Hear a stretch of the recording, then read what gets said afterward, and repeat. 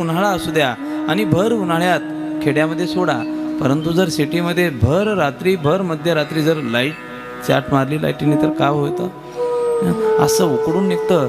बटाटा ज्याप्रमाणे भाजला जातो ना, अंगाची साल कशी लाही लाही करते, त्याप्रमाणे माणसाला असं वाटतं की काय करावं काय करावं काय करावं.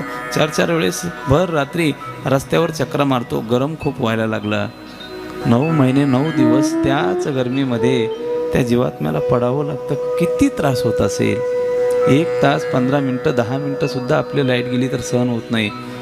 वायरमॅन परेशान होऊन जातो. फोन येतं राहतात सारखे.